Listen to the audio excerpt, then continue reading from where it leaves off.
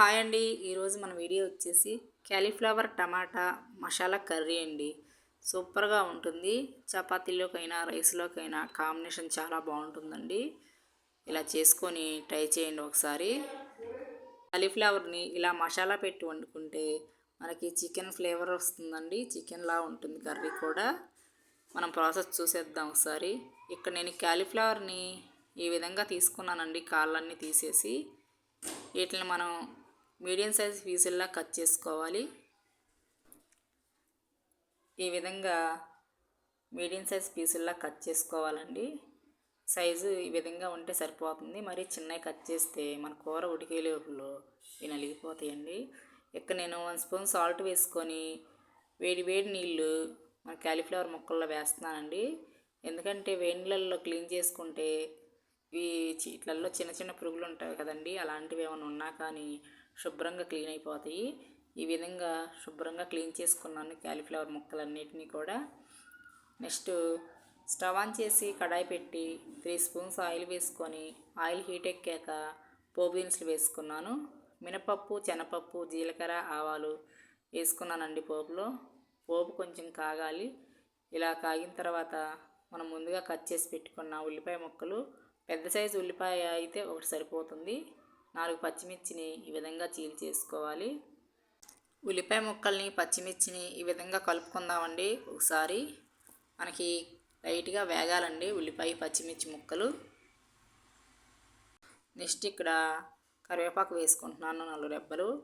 కలిపేసుకుందామండి. కరివేపాకు వేసుకొని మనకి ఉల్లిపాయలు 2-3 నిమిషాలకి చక్కగా వేగిపోతాయండి. చూసారా? ఈ విధంగా వేగాక నెక్స్ట్ ఒక చిన్న టీ స్పూన్ పసుపు వేసుకుందాం. పసుపు కూడా కలిపేసుకుందామండి ఉల్లిపాయల్లో. ఈ విధంగా చక్కగా కలిపేసుకొని నెక్స్ట్ ఒక పెద్ద స్పూను అల్లం వెల్లుల్లి పేస్ట్ వేసుకుందాం. ఫ్రెష్గా ఉంటే అల్లం వెల్లుల్లి పేస్ట్ టేస్ట్ బాగుంటుందండి. ఒక స్పూన్ వేసుకొని కలిపేసుకుందాం. అల్లం వెల్లుల్లిలోని పచ్చివాసన పోయే వరకు వేపుకుందామండి. ఈ విధంగా కలుపుకుంటూ వేపుకుంటే 2-3 నిమిషాల్లో చక్కగా ఉల్లిపాయ ముక్కలు, అల్లం వెల్లుల్లి పేస్టు అన్నీ కూడా చక్కగా వేగిపోతాయండి. చూసారా? ఇక్కడ వేగిపోయినాయి. ఇలా వేగితే చాలు మనకి. ఒకసారి కలిపేసుకొని మనం ముందుగానే శుభ్రం చేసి పెట్టుకున్న క్యాలీఫ్లవర్ ముక్కలు ఉన్నాయి కదా, ముక్కలన్నింటినీ కూడా ఇలా వేసేసుకుందామండి. ఒకసారి శుభ్రంగా కలుపుకుందాం. మన ఉల్లిపాయ ముక్కలు, క్యాలీఫ్లవర్ ముక్కలు అన్నీ కూడా కలిసేలా కలుపుకుందామండి. చూసారా? ఈ విధంగా ముక్కలన్నీ కలిపేసి చక్కగా మూత పెట్టి మగ్గించేసుకోవాలండి. ఒక 2-3 నిమిషాల వరకు క్యాలీఫ్లవర్ ముక్కల్ని ఇక్కడ చక్కగా మూత పెట్టేసి మగ్గించేసుకుందాం. 2 నిమిషాల తర్వాత ఒకసారి మూత తీసి కలుపుకుందామండి ముక్కల్ని. మనకి ఆవిరికే మగ్గిపోతాయండి. నెక్స్ట్ పెద్ద కప్పు వరకు టమాటో ముక్కలు వేసుకున్నాను. టమాటో ముక్కల్ని, క్యాలీఫ్లవర్ ముక్కల్ని ఒకసారి కలిపేసి ఈ విధంగా మూత పెట్టి మగ్గించేసుకుందామండి. చూసారండి? వాటరు మన టమాటాలో నుంచి వాటర్ వచ్చేస్తుంది. మధ్యలో ఒకసారి ఈ విధంగా కలుపుకుందాం. ఇక్కడ నేను 1 స్పూన్ వరకు సాల్ట్ వేసుకుంటున్నానండి. ముక్కలన్నీ కూడా మనకు తొందరగా మగ్గిపోతాయి సాల్ట్ వేయటం వల్ల. ఒకసారి సాల్ట్ వేసి కలిపేసుకుందాం.